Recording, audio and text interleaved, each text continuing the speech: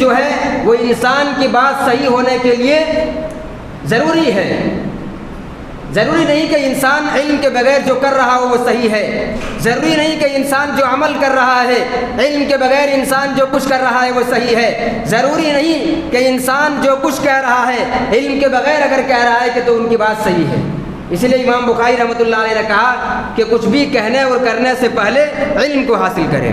امام ابن المنیر رحمۃ اللہ علیہ فرماتے ہیں، امام ابن المنیر رحمۃ اللہ علیہ فرماتے ہیں کہ اراد ان العلم شرط فی صحۃ القول والعمل، کہ لوگوں کچھ بھی کہنے اور کرنے سے پہلے ضروری ہے کہ علم کو حاصل کریں۔ اسی ضمن میں امام ابن المنیر رحمۃ اللہ علیہ فرماتے ہیں اراد ان العلم شرط فی صحۃ القول والعمل، کہ امام بخاری نے یہ جو باب قائم کیا ہے اس کے بعد یہ آیت کریمہ پیش کی ہے، اس کی بنیادی وجہ یہ ہے کہ انسان کی بات صحیح ہونے کے لیے یہ شرط ہے کہ پہلے وہ علم کو حاصل کریں، پہلے وہ جانکاری حاصل کریں۔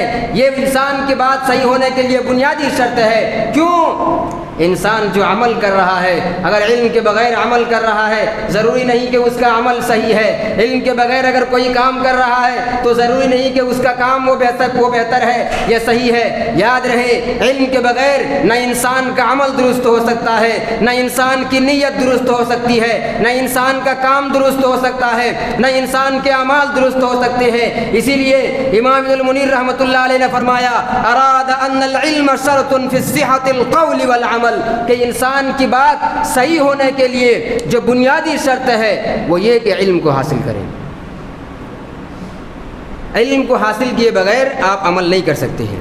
آگے بڑھیں، آج اپنے معاشرے کا جائزہ لیں۔ آج ذرا دیکھیں ہم جس سماج اور جس سوسائٹی میں جی رہے ہیں، یہاں لوگوں کا ایک بڑا طبقہ جو لوگوں کو دعوت دین کی طرف بلاتے ہیں، جو لوگوں کو دین کی طرف بلاتے ہیں اور اسے سب سے پہلے عمل کی دعوت دیتے ہیں۔ یہ بہت افسوس کی بات ہے۔ آج دیکھیں ہندوستان کے اندر و دیگر ممالک کے اندر کئی ایسے خطے آپ کو نظر آئیں گے جہاں لوگ پہلے علم حاصل کرنے کی دعوت نہیں بلکہ لوگ عمل کی دعوت دیتے ہیں، اور وہ لوگوں کو دوران دعوت کہتے ہیں۔ دعوت کی شروعات کہاں سے کرتے ہیں؟ نماز سے کرتے ہیں۔ دعوت کی شروعات کہاں سے کرتے ہیں؟ دیگر اعمال سے کرتے ہیں۔ لوگوں کے سامنے دعوت کو لے کر جاتے ہیں، چلیے نماز کو پڑھتے ہیں، چلیے فلاں کام کو انجام دیتے ہیں۔ میرے بھائیوں، لوگوں کو سب سے پہلے نماز کی دعوت دے رہے ہیں۔ اللہ اکبر، یہ افسوس کی بات ہے، یہ بہت افسوس کی بات ہے۔ آج مسلمانوں کا ایک بڑا طبقہ لوگوں کے سامنے دعوت کے نام پہ جاتے ہیں اور لوگوں کے عقیدے کو لوٹ جاتے ہیں، لوگوں کے توحید کو برباد کر دیتے ہیں۔ جو لوگ یہ کہتا ہو کہ عقیدہ توحید کو بعد میں درست کر لیں گے، پہلے اللہ رب العالمین کی طرف لوٹ آئے، دراصل وہ آپ کے توحید کو لوٹنا چاہتا ہے، دراصل وہ آپ کی توحید کو برباد کرنا چاہتا ہے۔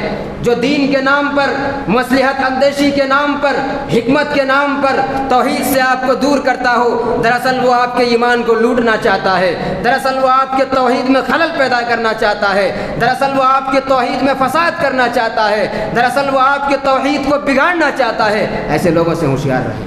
میرے بھائیوں، دعوت کا جو طریقہ ہے، دعوت کا طریقہ یہ ہے کہ دعوت کی شروعات توحید سے کی جائے، دعوت کی شروعات توحید سے کی جائے۔ آپ ذرا یاد کریں، اللہ کے نبی جناب محمد رسول اللہ صلی اللہ علیہ وسلم نے جب حضرت معاذ بن جبل رضی اللہ تعالیٰ عنہ کو یمن کا داعی بنا کر کے بھیجا تو آپ صلی اللہ علیہ وسلم نے کہا کہ اے معاذ، تم ایک ایسی قوم کی طرف جا رہے ہو جو اہل کتاب میں سے ہیں، انہیں سب سے پہلے اس بات کی دعوت دینا کہ ایک اللہ رب العالمین کی عبادت کرے، اور محمد رسول اللہ صلی اللہ علیہ وسلم کو اپنا رسول مانے، اور جب یہ ساری چیزیں وہ مان لے، جب اللہ رب العالمین کی وحدانیت کا اقرار کر لے، رب کی ربوبیت کا اقرار کر لے، محمد رسول اللہ صلی اللہ علیہ وسلم کی رسالت کا اقرار کر لے، جب ان تمام چیزوں کا وہ اقرار کر لے، تب ان کو جا کر بتانا کہ اللہ رب العالمین نے تمہارے اوپر دن و رات میں 5 وقت کی نمازوں کو فرض کیا ہے۔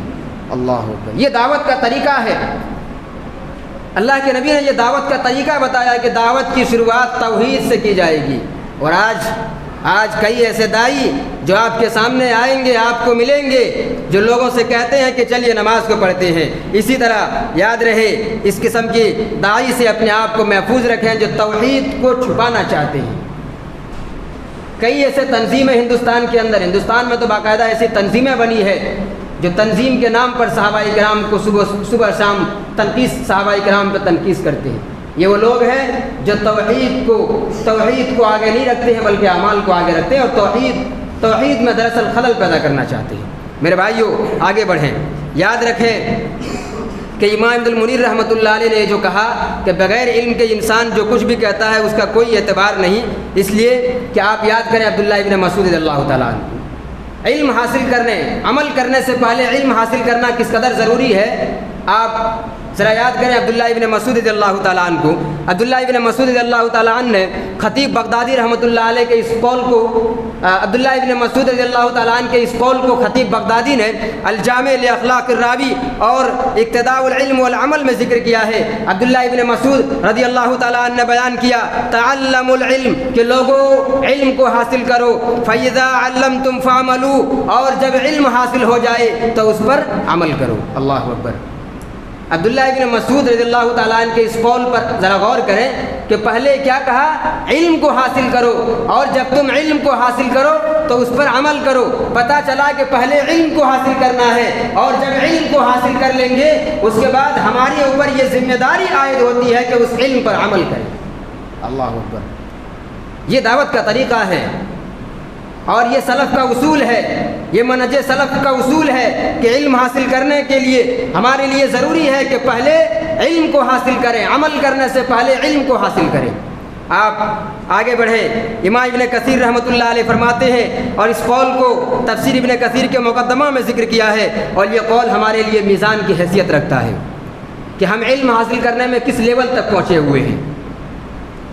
امام ابن کثیر رحمۃ اللہ علیہ عبداللہ ابن مسعود رضی اللہ تعالیٰ عنہ کے اس قول کو تفسیر ابن کثیر کے مقدمہ میں نقل کرتے ہیں کہ وَكَانَ الرَّجُلُ مِنَّا إِذَا تَعَلَّمَ 10 آيَاتٍ کہ ہم میں سے کوئی شخص اگر 10 آیات کا علم حاصل کر لیتا تھا، 10 آیات کو یاد کر لیتا تھا، 10 آیات کو پڑھ لیتا تھا، تو 11ویں آیات کو اس وقت تک نہیں پڑھتا تھا جب تک کہ اس پر عمل نہ کر لیا جائے۔ اللہ اکبر۔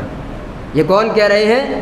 عبداللہ ابن مسعود رضی اللہ تعالیٰ عنہ۔ اللہ اکبر۔ یہ صحابہ کرام کا طریقہ تھا، صحابہ کرام کے زندگی گزارنے کا یہ طریقہ تھا کہ ہم لوگ جب 10 آیات پڑھ لیتے تھے تو 11ویں آیات کو اس وقت تک یاد نہیں کرتے یا اس وقت تک نہیں پڑھتے تھے کہ جب تک کہ اس پر عمل نہ کر لیتے تھے۔ میرے بھائیوں، اس قول سے ایک بات یہ بھی معلوم ہوتا ہے کہ یہاں امام ابن کثیر رحمۃ اللہ علیہ نے اس بات کی وضاحت کر دی کہ صحابہ کرام علم حاصل کرنے کے بعد ہی عمل کرتے تھے، لہذا پتہ چلا کہ سلف کا جو منہج ہے علم کے حصول میں وہ یہ کہ پہلے علم کو حاصل کریں پھر عمل کریں، اس لیے کہ علم نہ ہونے کی وجہ سے آپ عمل تو کرتے جائیں گے مگر وہ عمل آپ کے لیے مفید ثابت نہیں ہوگا۔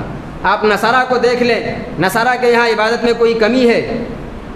نصارہ کے یہاں عبادت میں کسی قسم کی کوئی کمی ہے؟ نہیں ہے، لیکن علم نہیں ہے۔ علم نہ ہونے کی وجہ سے انہوں نے ایسے اعمال کو انجام دیے جس کی وجہ سے اللہ رب العالمین نے اسے گمراہ کر دیا، جس کی وجہ سے وہ گمراہ ہو گئے۔ کیوں؟ بغیر علم کے انہوں نے عمل کرنا شروع کر دیا تھا۔ لہذا ہمارے لیے ضروری ہے کہ ہم عمل کرنے سے پہلے علم کو حاصل کریں۔ آگے بڑھیں۔ ایسے ہی خطیب بغدادی نے اپنی کتاب الجامع لاخلاق الراوی کے اندر سیدنا حضرت علی رضی اللہ تعالیٰ عنہ کے اس قول کو ذکر کیا ہے۔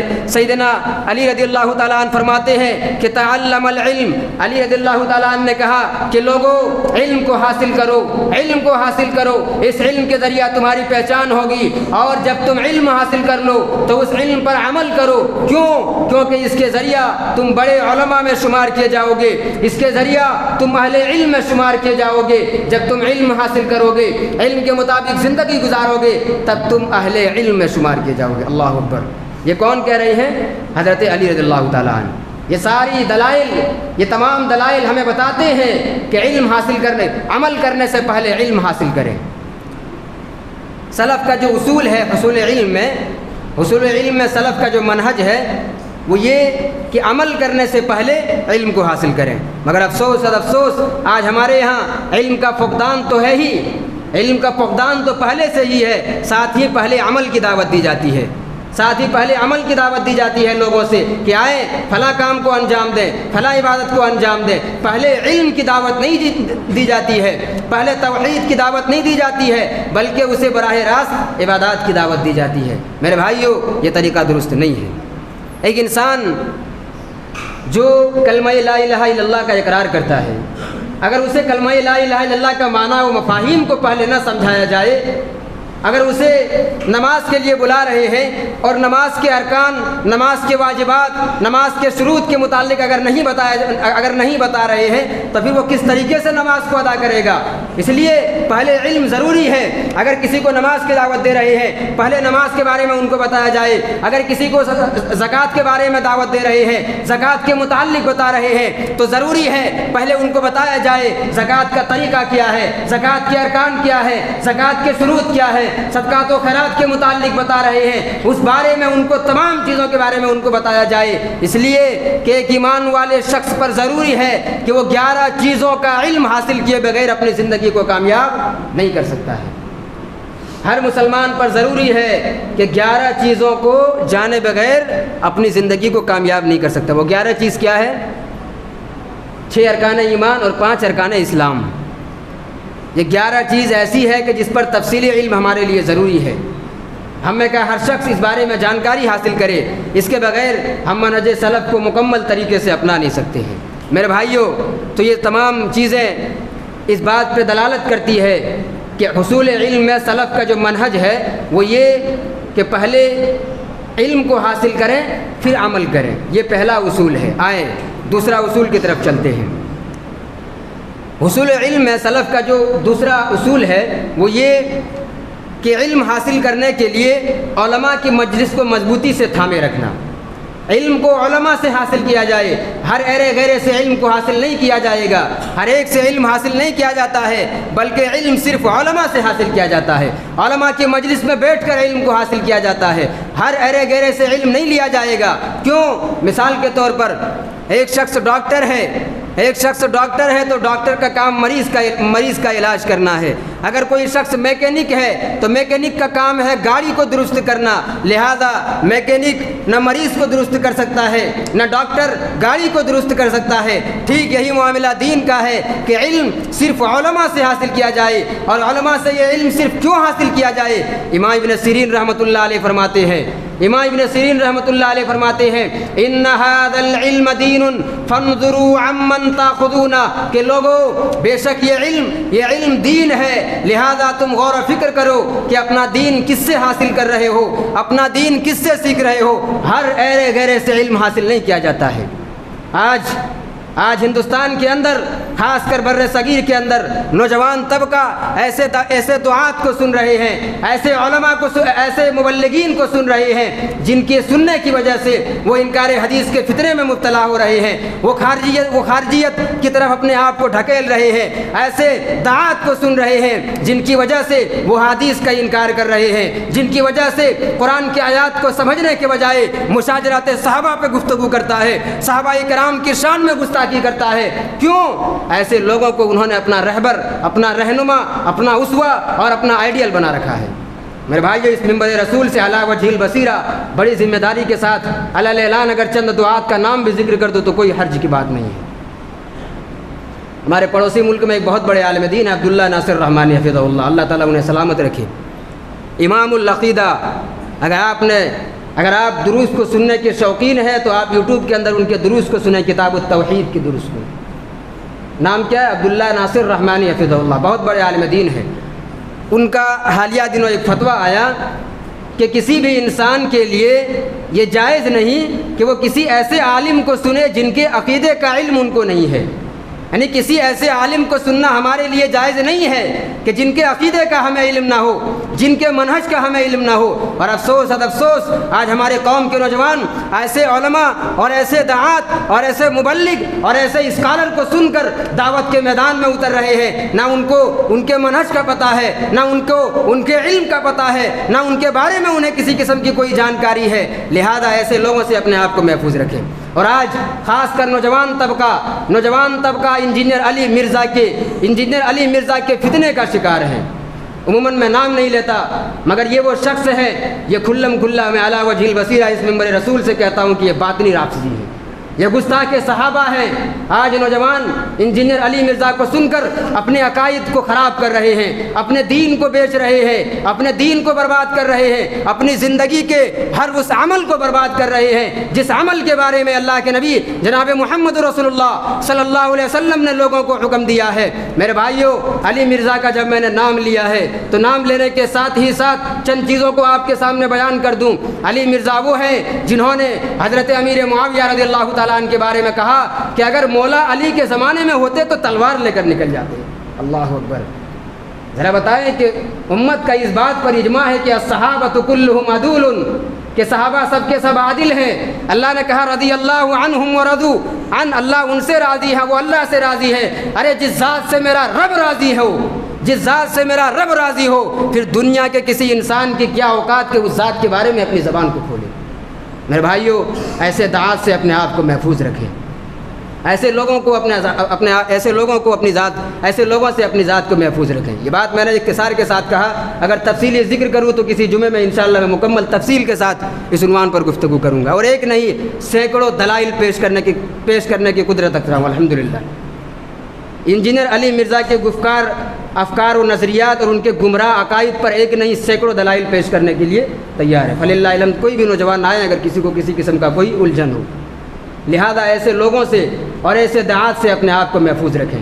امام ابن سیرین رحمۃ اللہ علیہ کے اس قول کو ہمیشہ یاد رکھیں، ان ھذا العلم دین فانظروا عمن تاخذون، کہ بے شک یہ جو علم ہے جسے آپ حاصل کر رہے ہیں یہ دین ہے، لہذا دین ہر ایک سے حاصل نہیں کیا جاتا ہے، علماء سے حاصل کیا جاتا ہے۔ اللہ کے نبی جناب محمد رسول اللہ صلی اللہ علیہ وسلم نے فرمایا ایک زمانہ آئے گا اللہ رب العالمین روئے زمین کے اندر سے علم کو اٹھا لے گا، اور جب علم کو اٹھا لے گا روئے زمین کے اندر محض جاہل بچیں گے۔ اتخذ الناس رؤوسا جہالا، لوگ جاہلوں کو اپنا سردار بنا لیں گے، اور لوگ جب جاہلوں کو اپنا سردار بنا لیں گے ان سے فتویٰ پوچھیں گے، لوگ ان کے سامنے سوالات کو رکھیں گے، فافتوا، وہ لوگوں کے سامنے فتویٰ دیں گے، فضلوا واضلوا، وہ خود بھی گمراہ ہوگا اور لوگوں کو بھی گمراہ کر دے گا۔ یقیناً آج وہ دور ہے، لہذا منہج سلف پر اپنی زندگی کو گزاریں، منہج سلف کے مطابق زندگی کو سنواریں، اور علم جب حاصل کریں تو سلف کے اصول کے مطابق علم کو حاصل کریں، منہج سلف کے مطابق علم کو حاصل کریں۔ انشاءاللہ بقیہ باتیں میں آئندہ گفتگو میں تفصیل کے ساتھ بیان کروں گا۔ اللہ رب العالمین سے دعا ہے کہ اللہ تعالیٰ ان کئی باتوں پر ہم سب کو عمل کرنے کی توفیق عطا فرمائے، آمین، تقبل یا رب العالمین۔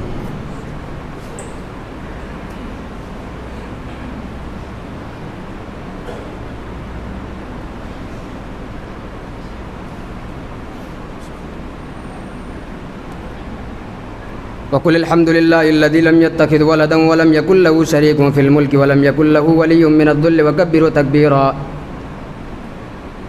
عباد اللہ، حاضرین جمعہ، آپ نے خطبہ جمعہ میں چند چیزوں کو سنا۔ عموماً اگر خلاصہ کے طور پر کہا جائے تو سب سے پہلے آپ نے منہج سلف کی اہمیت کو جانا، منہج سلف کسے کہتے ہیں اس چیز کو آپ نے سنا، اور حصول علم میں سلف کا منہج کیا ہے آپ نے اس چیز کو سنا۔